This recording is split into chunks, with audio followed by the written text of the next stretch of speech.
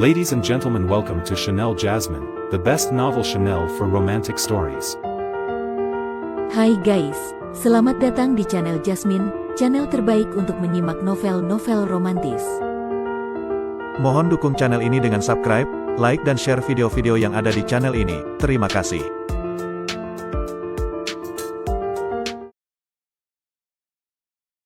Kaisar Agung Seni Bela Diri bab 1355. Ketika tunggangan Ku Hong tewas terbunuh, sosok berjubah hitam yang seperti dewa pembunuh itu langsung mengguncang semua orang. Meskipun hanya seekor tunggangan, setidaknya itu adalah makhluk kuat berlevel abadi bumi. Walaupun tingkat kultivasinya ditekan hingga puncak yang mulia, jika berada di luar, ia bisa dengan mudah menghancurkan penguasa Dao biasa. Namun, makhluk kuat seperti itu kepalanya dipenggal dalam satu serangan. Jadi, sebenarnya, sekuat apa pemuda berjubah hitam yang menyerupai dewa pembunuh ini? Sepertinya dia adalah sosok kuat berlevel abadi langit, tapi orang ini terlihat asing. Apa gunanya abadi langit? Di dunia penjara abadi ini, belum pernah ada abadi langit yang berani membuat masalah di kota Hongyun.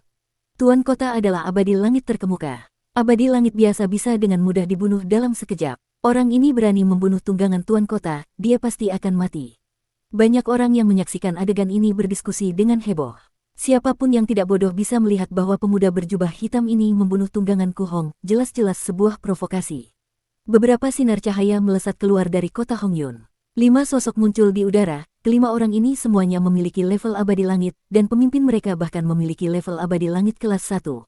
Abadi langit Jian Xiao telah tiba. Abadi langit Jian Xiao memiliki level abadi langit kelas 1, dan dia jauh lebih kuat daripada banyak abadi langit kelas 1 lainnya. Abadi langit Jian Xiao adalah seorang pemuda berjubah putih. Namun, dia sama sekali tidak semudah penampilannya. Dia adalah monster tua yang telah hidup entah berapa banyak era kekacauan. Saat pertama kali melihat Luo Xiu, dia tahu bahwa pemuda berjubah hitam ini memiliki kekuatan yang luar biasa. Oleh karena itu, dia tidak langsung menyerang, melainkan dengan dingin bertanya, "Siapa sebenarnya kau? Mengapa kau datang membuat onar di kota Hongyun kami?" "Aku datang mencari Ku Hong. Suruh dia keluar," kata Luo Xiu sambil melirik abadi langit Jian Xiao dengan acuh tak acuh. "Kau ingin menantang tuan kota?" Sebelum abadi langit Jian Xiao sempat berbicara, 4 abadi langit lainnya di belakangnya sudah tertawa terbahak-bahak. Sudah tidak tahu berapa tahun tidak ada yang menantang Ku Hong. Pada tahun-tahun awal, memang ada beberapa orang yang sombong datang untuk menantang, tetapi nasib mereka semua tanpa kecuali berubah menjadi tulang belulang kering. "Kau salah, aku tidak datang untuk menantang Ku Hong, melainkan untuk membunuhnya," nada bicara Luo Xiu tetap tenang. "Hahaha, apa orang ini gila? Dia pikir dia siapa?" Mendengar perkataan Luo Xiu, bahkan abadi langit Jian Xiao yang sempat sedikit takut kepadanya pun berpikir bahwa orang ini tidak waras. Wajah abadi langit Jian Xiao berubah drastis, kekuatan pedang Dao berputar di dalam tubuhnya, dan dengan cepat ia berhasil menekan erosi kekuatan kematian. "Sepertinya pemahamanku tentang Dao aturan masih jauh di bawah abadi langit. Dengan teknik dewa perubahan dan tak berbentuk miliknya, kemampuan bertarungnya telah melampaui batas, tetapi lawan bagaimanapun juga pernah menjadi ahli tingkat abadi langit, dan pemahaman mereka tentang Dao aturan telah mencapai tingkat abadi langit, yang jauh di luar kemampuan Luo Xiu untuk menandinginya. Namun, dia juga tidak berharap bisa membunuh lawan hanya dengan mengandalkan kekuatan aturan kematian." Tangan kanannya yang menancap di dada lawan membentuk segel. Segel kepunahan 5 elemen. Brak, kekuatan dahsyat meledak, tubuh abadi langit Jian Xiao hancur berkeping-keping di udara, darah memercik kemana-mana, mati dengan mengenaskan. Dalam sekejap mata, 5 ahli di bawah komando Tuan Kota Ku Hong, 1 tewas dan 4 terluka. Yang terbunuh adalah abadi langit Jian Xiao yang paling kuat. Bagi Luo Xiu, seolah-olah dia hanya melakukan hal yang sepele, ia melangkah maju menuju kota Hongyun.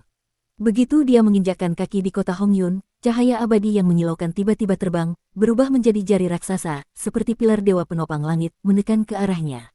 Jari ini diselimuti 2 jenis cahaya abadi, emas dan hitam, mengandung yin dan yang. Abadi langit Ku Hong menyerang. Dari kejauhan, pembunuh berdarah yang melihat pemandangan ini menyipitkan mata. Bahkan dari jarak sejauh itu, dia bisa merasakan ketakutan yang berasal dari lubuk hati. Teknik kultivasi yang dipelajari Ku Hong ahli dalam mengambil yin untuk melengkapi yang. Teknik ini mungkin terlihat tidak berkelas, tetapi sebenarnya saling melengkapi yin dan yang itu sendiri adalah metode agung Dao yang tak tertandingi. Langit dan bumi terbagi menjadi yin dan yang, pria dan wanita sebenarnya juga sesuai dengan yin dan yang. Pria memiliki yang melimpah dan yin yang lemah, sedangkan wanita memiliki yin yang melimpah dan yang lemah. Oleh karena itu, ada teknik kultivasi untuk mengambil yin untuk melengkapi yang, dan mengambil yang untuk melengkapi yin. Dengan keseimbangan yin dan yang seperti itu, berlatih Dao Yin dan Yang. Jika dapat berkultivasi hingga tingkat kesempurnaan, seseorang dapat menggunakan Dao Yin dan Yang sebagai dasar untuk lebih jauh memahami kekacauan, reinkarnasi, dan penciptaan. Inikah kekuatan abadi langit terkemuka? Hanya dengan tekanan dari satu jari, Luo Xiu merasakan tekanan yang luar biasa. Ini membuatnya sangat bersemangat, karena hanya lawan yang bisa memberinya tekanan seperti ini yang bisa membuatnya terus maju dan menjadi lebih kuat. Kau punya Yin dan Yang, aku punya hidup dan mati. Luo Xiu juga mengangkat satu jari, kekuatan hidup dan mati mengalir dan berkumpul di ujung jarinya, membentuk roda hidup dan mati. Dalam roda hidup dan mati yang kecil itu terkandung evolusi langit, pergantian segala sesuatu, dan misteri yang tak terbatas. Boom! Dengan suara keras, kedua jari itu bertabrakan. Perbedaannya adalah, jari Ku Hong terbentuk dari kultivasinya, sedangkan jari Luo Xiu adalah tubuh fisiknya. Jari yang diselimuti energi Yin dan Yang hancur berkeping-keping, dan gelombang kejut yang mengerikan menyapu, dalam sekejap meratakan sebagian besar area kota Hongyun. Debu beterbangan, entah berapa banyak manusia biasa yang terkena dampaknya, semuanya menjadi abu. Roda hidup dan mati surga di ujung jari Luo Xiu juga hancur, dan jari-jarinya sendiri berlumuran darah. Terlihat bahwa dalam pertarungan tadi, tekniknya jauh lebih rendah dari abadi langit Ku Hong. Ku Hong telah mencapai tingkat abadi langit terkemuka dalam Dao Yin dan Yang, bisa dibilang hanya kalah dari Raja Abadi. Dalam persaingan murni berdasarkan tingkat Dao, tidak aneh jika Luo Xiu kalah. Sesosok muncul di udara, mengenakan jubah panjang emas yang longgar, dengan rambut panjang tergerai. Abadi langit Ku Hong tanpa ekspresi, seluruh tubuhnya diselimuti niat membunuh yang tajam dan tak tertandingi. Kau tidak memiliki aura segel penjara abadi di tubuhmu. Jadi, kau berasal dari dunia luar. Setelah muncul, tatapan Ku Hong tertuju pada Luo Xiu, dan dia langsung mengenali asal-usulnya. Hanya dari satu poin ini, dapat terlihat keistimewaan Ku Hong. Luo Xiu juga pernah bertarung dengan banyak abadi langit lainnya, termasuk beberapa abadi langit kelas 1, tetapi mereka semua tidak dapat mengenali asal-usulnya. Dengan demikian, terlihat bahwa Ku Hong memiliki indera yang sangat kuat terhadap aura. Dia bahkan dapat merasakan apakah seseorang memiliki aura segel penjara abadi di tubuhnya. Selama bertahun-tahun yang tak terhitung, meskipun tidak dapat meninggalkan dunia penjara abadi dan pergi ke dunia luar, setelah pintu masuk penjara abadi ditemukan, banyak orang dari luar juga memasuki dunia penjara abadi ini. Jadi, Ku Hong tidak sepenuhnya tidak tahu tentang hal-hal di dunia luar. Dia tahu bahwa era kerajaan abadi telah berakhir, dan dia juga tahu bahwa sejak era kerajaan abadi, tidak ada lagi jejak abadi di alam semesta. Seseorang yang bahkan belum membuktikan Dao posisi abadi, namun bisa dengan mudah mengalahkan ahli tingkat abadi langit kelas 1 di tingkat yang sama. Kekuatan seperti ini, bahkan Ku Hong pun harus tergerak. Kau terlalu banyak bicara. Terhadap orang seperti Ku Hong, Luo Xiu bahkan malas mengucapkan sepatah kata pun. Menyenangkan diri dengan mempermalukan dan menganiaya wanita biasa, orang seperti ini hidup sungguh mencoreng sebutan abadi langit.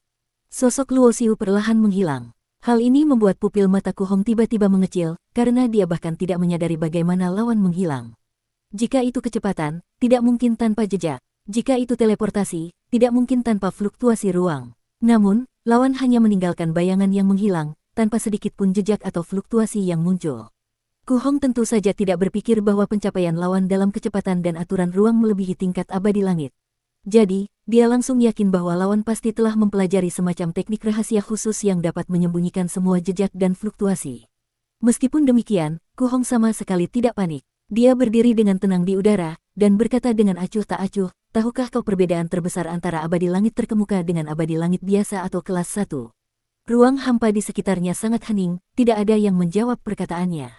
Ku Hong tidak peduli akan hal itu, dia hanya berbicara sendiri. Alasan mengapa abadi langit terkemuka dipuji sebagai yang terkemuka adalah karena di tingkat abadi langit ini, aku telah mencapai puncak. Boom! Dengan suara keras, gelombang riak melingkar yang terlihat jelas bergulir. Sosok Luo Xiu muncul di sisi kiri Ku Hong dan melayangkan pukulan, tetapi tinjunya dihadang oleh tangan kiri Ku Hong.